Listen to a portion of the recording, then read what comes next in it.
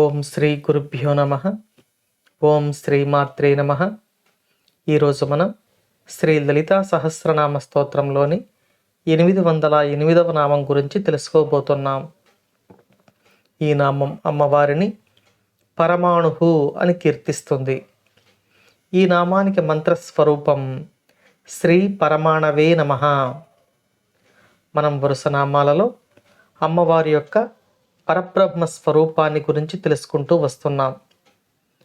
అమ్మవారి యొక్క స్వరూపాన్ని పరంజ్యోతిగాను, అమ్మవారి యొక్క నివాసాన్ని పరంధామముగాను తెలుసుకున్నాం. ఈ నామంలో అమ్మవారి యొక్క శక్తి పరమాణువు అని తెలియబడుతూ ఉంది.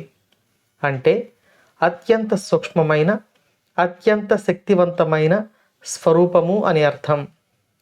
ఈ శక్తి ఎంత సూక్ష్మమైనది అయితే అంత శక్తివంతంగా ఉంటుంది. దీనిని నేటి పదార్థ విజ్ఞాన శాస్త్రం కూడా మనకు తెలియచేస్తూ ఉంది. కానీ పదార్థాన్ని విభజించుకుంటూ పరిశీలించుకుంటూ పోతే మనకు ఆ పదార్థం యొక్క విజ్ఞానం తెలుస్తుంది.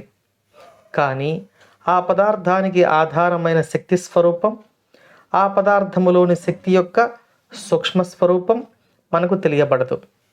కారణం, మన ఇంద్రియాలకు పదార్థం యొక్క సూక్ష్మ స్వరూపాన్ని తెలుసుకునే శక్తి లేదు. పదార్థం యొక్క భౌతిక స్వరూపాన్ని మాత్రమే తెలుసుకునే శక్తి మన ఇంద్రియాలకు ఉంది.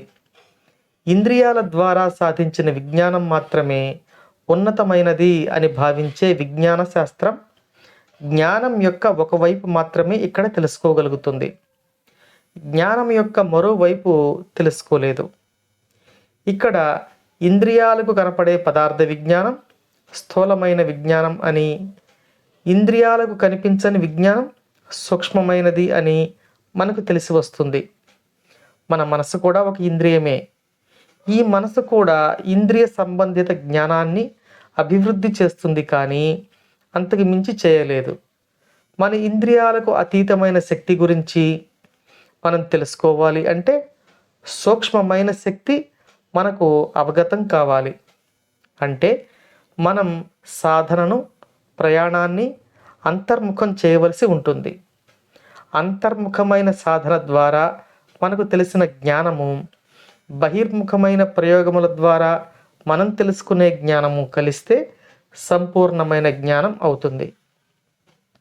కాకపోతే అంతర్ముఖమై సూక్ష్మమైన జ్ఞానాన్ని తెలుసుకున్న వారికి బహిర్ముఖమైన జ్ఞానము అంటే స్థూలమైన జ్ఞానము తనంత తానుగా తెలుస్తుంది. ఈ జ్ఞానాన్ని తెలుసుకున్నవాడు జ్ఞాని అవుతాడు.